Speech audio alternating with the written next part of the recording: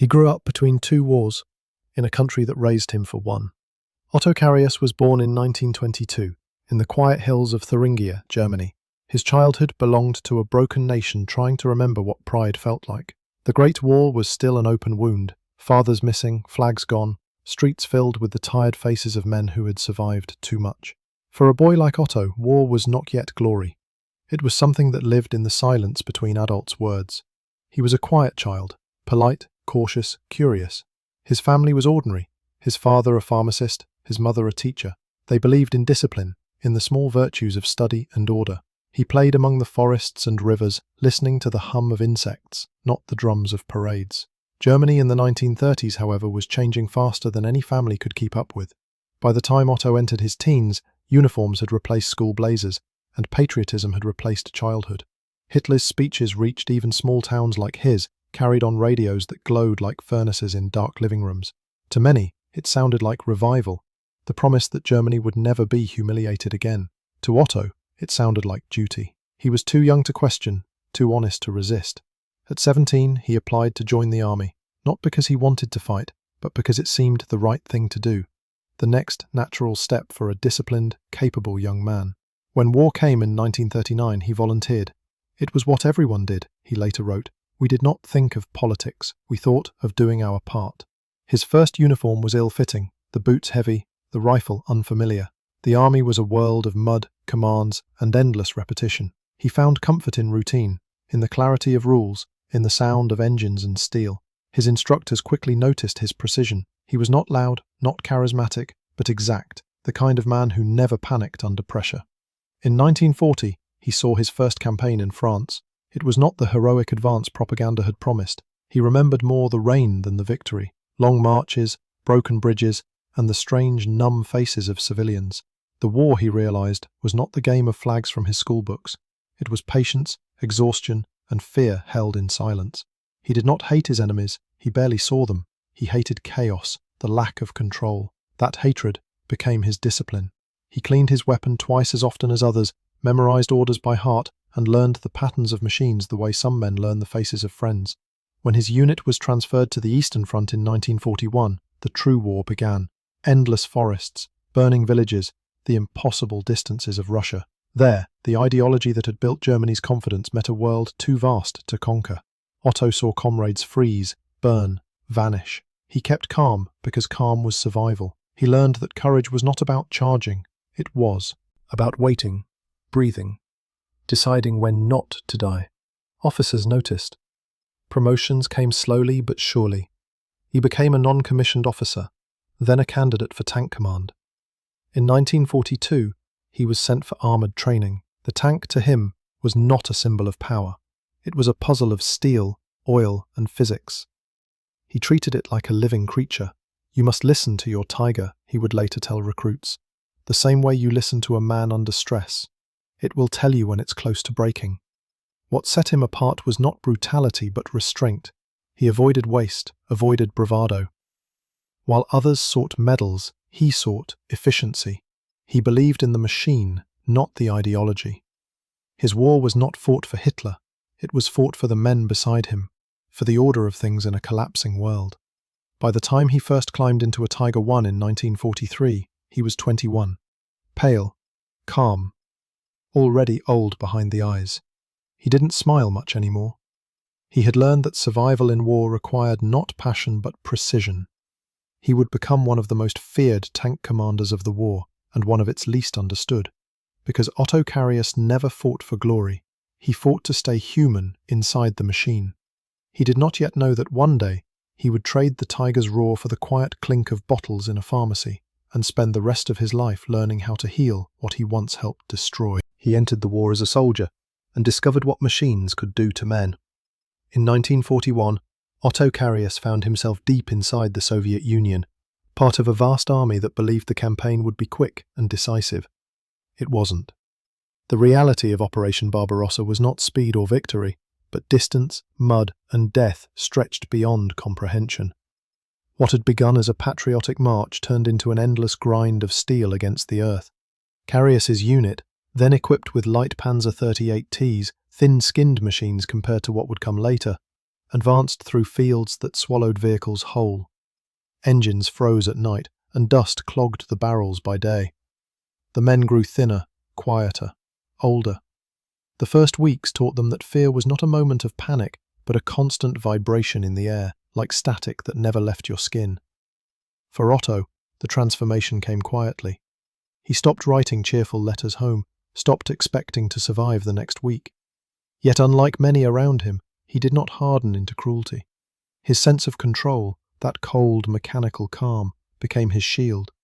"I did not feel hatred," he would later write, "only the need to think clearly when others could not." By the end of 1941, he had his first kills. Soviet T-34s appeared through the smoke like moving fortresses, faster and stronger than anything the Germans had expected. Carius learned quickly that the only way to win was to outthink the enemy, to anticipate, to strike from where they did not expect. His early victories were not triumphs, they were narrow survivals. Each destroyed tank meant another day alive, nothing more. He developed habits that others found strange. Before each engagement, he checked the gun sights himself, recalibrated the optics, spoke to the loader in a calm, almost teacherly tone. Afterward, he cleaned the barrel by hand, muttering the same words every time. "Respect your weapon, or it will fail you." In chaos, he built order, one bolt, one shell, one breath at a time. The longer the war dragged on, the more mechanical his existence became. He began to dream in the rhythm of engines, to think in the language of distance and trajectory. War stripped away everything human except focus. His friends joked that he had oil in his veins. He didn't disagree.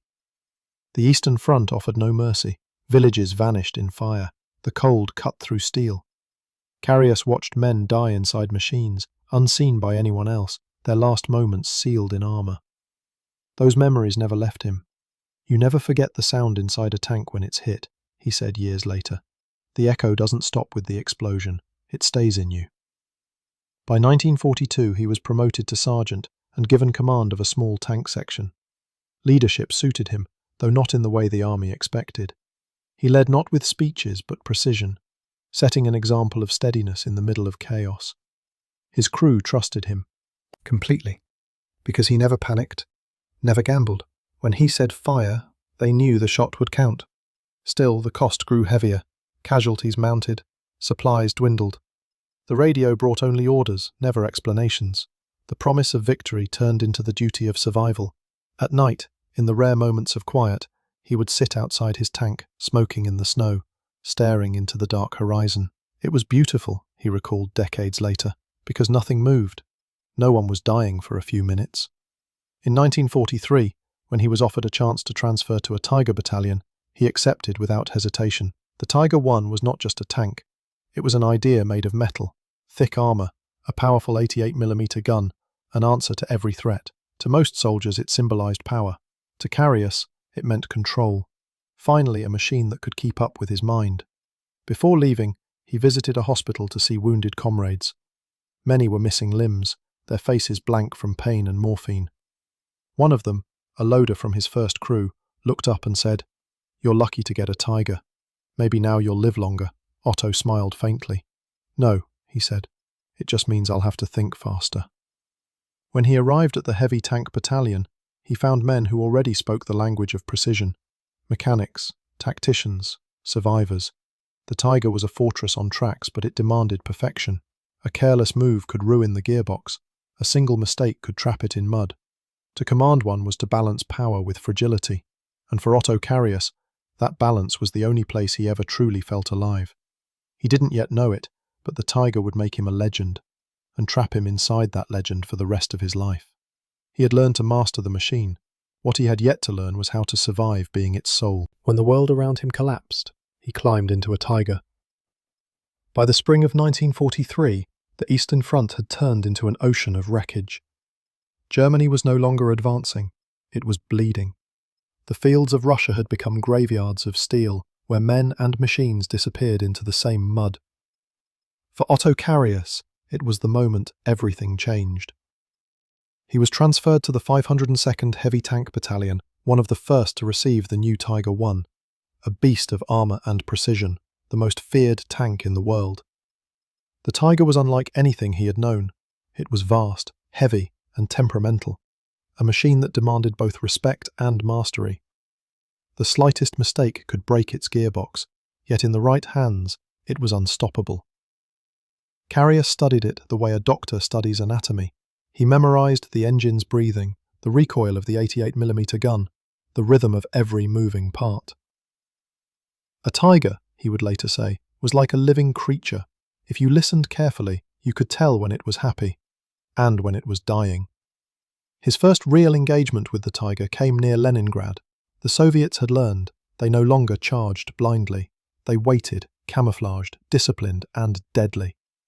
But Carius's crew was sharper. They lay in ambush among the trees, engines silent. When the Soviet column appeared, he let them come closer, counting under his breath. 300 meters, he whispered. 200, 150, fire! The first shell tore through the lead T-34. The second crippled the last in line. The column froze. Within 2 minutes, the forest erupted in thunder, and then silence. His gunner, Kunz, exhaled. They never saw us. Otto nodded. That's the point. After the battle, his commander praised him for destroying a dozen tanks in a single day. He said nothing. For him, numbers meant nothing. Only survival mattered. You win, he wrote later, when you come home with your crew alive. As months passed, his reputation grew. Carius's Tiger platoon became known for surgical precision. They attacked only when the odds were right, moved like ghosts, struck without warning. It wasn't courage that defined them, it was patience. He would spend hours waiting for the right shot, studying terrain, calculating angles, trusting instinct. When the moment came, he was lightning, quick, brutal, decisive. His calm under pressure became myth. Even under artillery fire, his voice stayed steady on the radio, giving orders in the same quiet tone as if reading a manual. Younger officers tried to imitate his detachment, but few could sustain it. They mistook it for coldness. In truth, it was self-preservation. If you let fear in, he told one of them, you stop thinking, and the moment you stop thinking, you die. By late 1943, his Tiger had destroyed dozens of Soviet tanks. His crew treated the machine like a comrade, cleaning it after every battle, painting small kill marks on the barrel, talking to it as if it were alive. The propaganda ministry soon took notice. The legend of the Tiger Ace from Thuringia appeared in Wehrmacht reports and newspapers.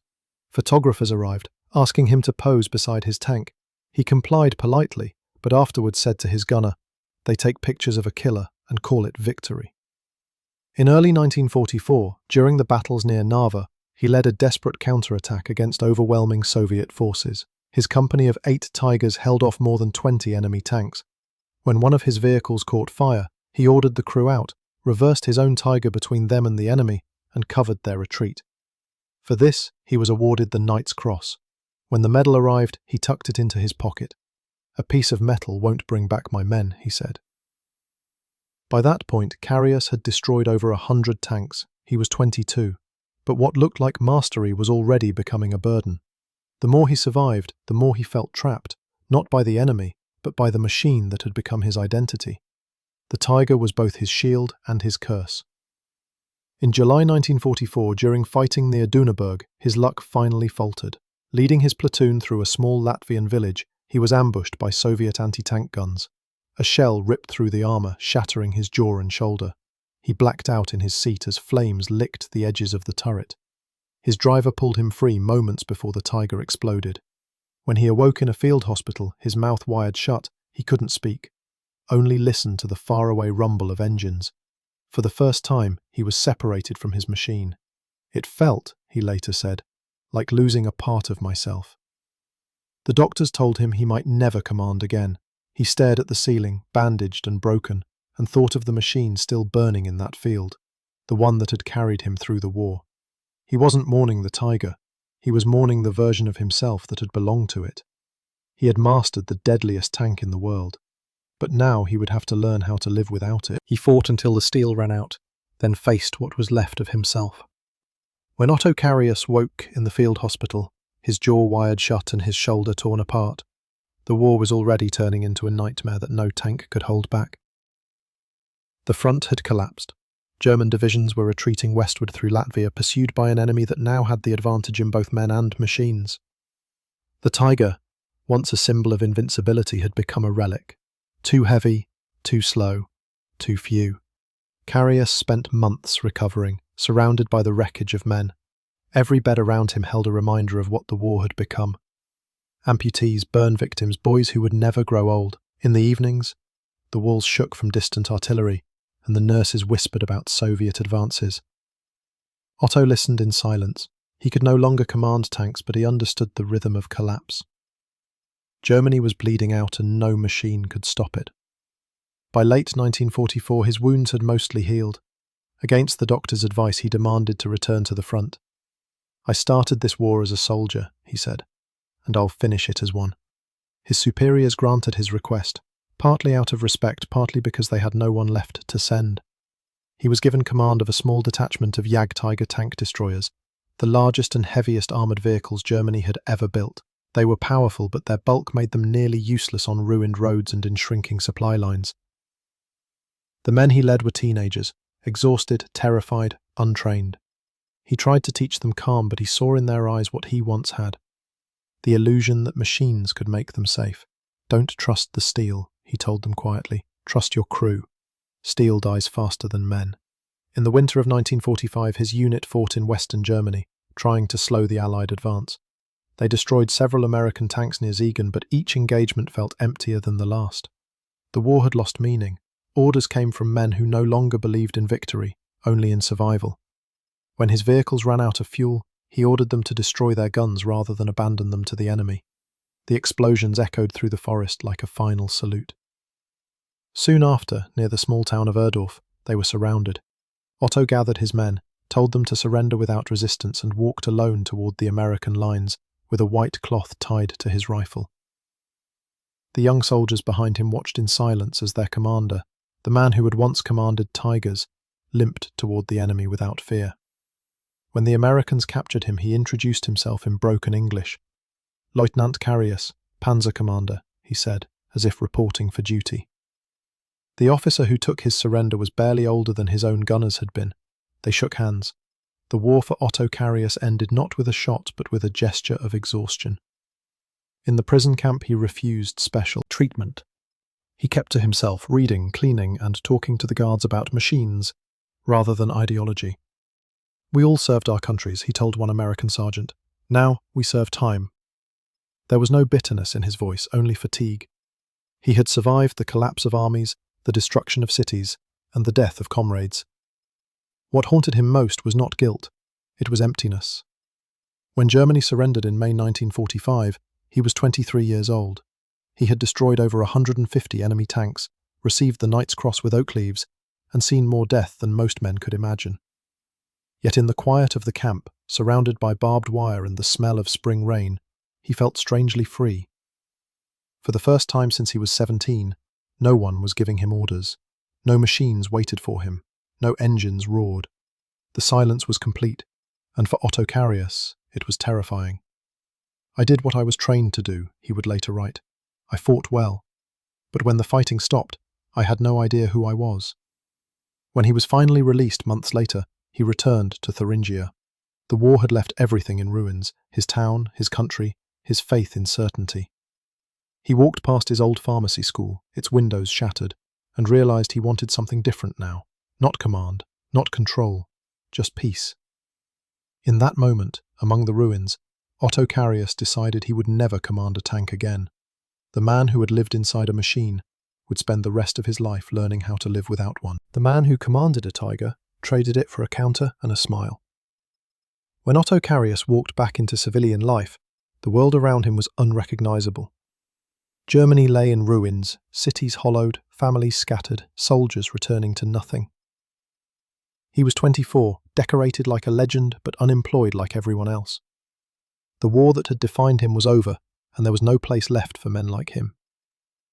He returned to his hometown in Thuringia, where the pharmacy his father had once run stood half-collapsed, its sign still hanging by a single chain. Otto swept the floor, collected fragments of glass, and for the first time in years his hands touched something that wasn't metal or blood. This, he would later write, was the real rebuilding, not of houses, of people. For a while he drifted between odd jobs, working quietly, avoiding politics.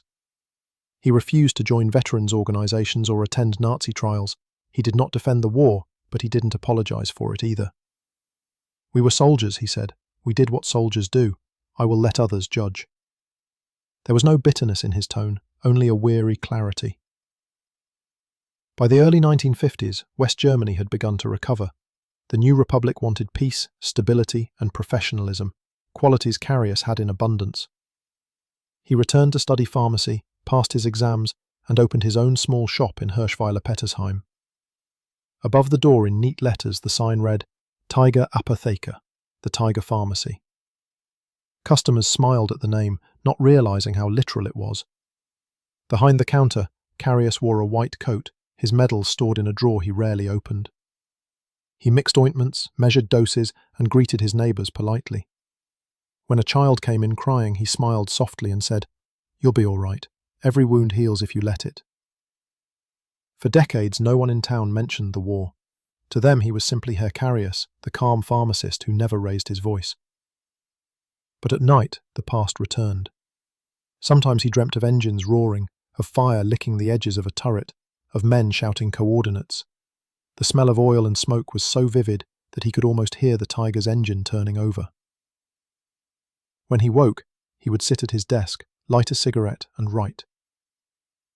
Those notes became Tigers in the Mud. Published in 1960, it was unlike any other war memoir. There was no glorification, no rhetoric, only the mechanical honesty of a man who had seen too much. He described the war as it was, dirty, exhausting, filled with accidents and irony. He wrote not to justify, but to document. "I did not want to write about heroes," he said. "I wanted to write about soldiers." The book became a quiet success, translated into several languages. Historians praised its precision. Veterans thanked him for telling the truth. In a world eager to forget, Otto Carius remembered, clinically, precisely, painfully. He refused to romanticize killing. "Those who call war an adventure," he wrote, "have never heard the inside of a tank after it's been hit." Visitors sometimes came to his pharmacy after reading the book. They expected a myth, the great Tiger Commander. Instead, they met a courteous man with glasses, arranging medicine bottles. If asked about the war, he would answer briefly, always ending the same way. "No one wins." In interviews, his modesty disarmed journalists. "You were a legend," one said. He shrugged.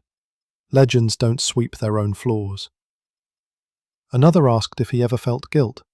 "For surviving," he replied, "sometimes." Through the 1970s and 1980s, he became a reluctant voice in the debate about Germany's veterans. While others argued over blame, he spoke of experience. "War teaches you efficiency," he told a university audience once. "Peace teaches you value." The students fell silent. In old age, he still walked to his pharmacy every morning, greeting everyone by name. His employees said he was demanding but fair, his sense of order unbroken. He checked every invoice, every label, every prescription. Precision. The same skill that had saved him in war now served him in peace. When he retired in the 1990s, he left the pharmacy to a younger colleague and moved to a small house on a hillside, surrounded by pine trees. He tended a garden, read military history, and wrote letters to historians who asked about tank tactics. His answers were short, factual, and signed simply, "Mit freundlichen Grüßen, Otto Carius." He lived quietly until 2015, dying at the age of 92. There were no military honours, no ceremonies, just a short obituary in the local paper. Otto Carius, pharmacist, passed away peacefully. But those who knew his story understood what it meant. The man who once commanded Tigers had spent 70 years dispensing medicine, transforming destruction into care. He had survived the war's deadliest machine and spent the rest of his life healing others. He refused to be remembered as a killer, but history remembered him anyway. When Otto Carius died in 2015, most obituaries called him the Tiger Ace. Newspapers printed grainy photos of a young man leaning from the hatch of a Tiger I, jaw tight, eyes calm. Few mentioned that for nearly 70 years he had stood behind a pharmacy counter, measuring powders and listening to the stories of the sick. To the public, the war remained louder than the peace. Yet in Germany, among veterans and historians, the conversation about Carius had long since changed. His book Tigers in the Mud had entered military syllabi not as propaganda, but as testimony, precise, unembellished, almost clinical. Officers still quoted his lessons on patience and positioning. Engineers admired his understanding of machinery. But readers found something else in the margins. A man struggling to reconcile mastery of destruction with the desire to build. He never called himself a hero. Heroism, he once said, is usually a word someone else uses when they don't have to pay the bill. For him, the bill had been paid in full, by the faces that never came back, by the nights when the earth shook under burning armour. He insisted that soldiers could tell the truth only by refusing to romanticize it. His honesty became its own quiet form of atonement. As post-war generations grew up, his story began to serve a different purpose. To the Bundeswehr cadets of the 1970s and 1980s, he was not a model to imitate, but a warning to study. His lectures at officer schools were remembered for their restraint. No nostalgia, no bitterness, only a professional's analysis of how easily skill can be misused when conscience falls silent. War, he told them, is the perfect test for competence and the worst test for character. Historians later called him the reluctant witness. Unlike many wartime memoirists, he did not use memory as confession or defense. He simply recorded cause and effect. The weight of armor, the distance of shots, the moment a friend's voice stopped mid-sentence. Yet between those lines, readers felt something deeper. An engineer describing tragedy as if it were a mechanism he could never quite fix. The Tiger pharmacy he founded still stands in Hirschweiler-Pettersheim. Its sign, unchanged since the 1950s, hangs above clean glass doors, the paint a little faded now.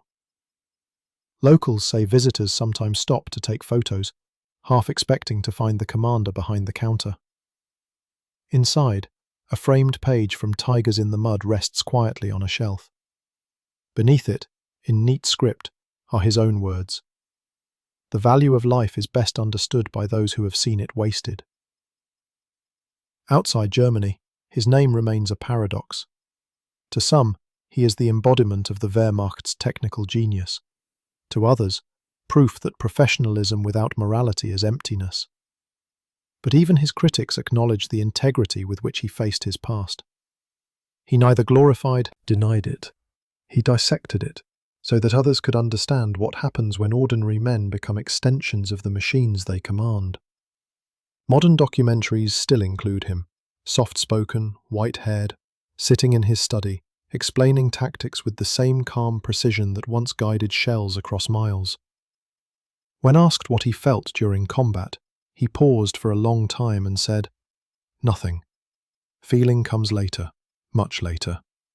That sentence, more than his medals, defined his legacy. For historians, Otto Carius stands as one of the last voices from a vanishing generation, the soldiers who learned too late that efficiency can outlive empathy. For others, he is the reminder that redemption need not come with confession, that sometimes it is enough to live differently afterward. He died without ceremony, but his story endures wherever people study the strange symmetry of war and healing. In the archives of the Bundeswehr, young officers still read his reports. In museums, his Tiger tank is displayed beside the small glass bottles from his pharmacy. Metal and glass, destruction and restoration, side by side. The camera fades on the old sign, Tiger Apotheke. Inside, sunlight filters through the windows, glinting off a row of medicine jars. The quiet hum of a refrigerator replaces the growl of engines, and for a moment, the air feels almost weightless. He once commanded machines that devoured life. In the end, he spent his own life giving a little of it back.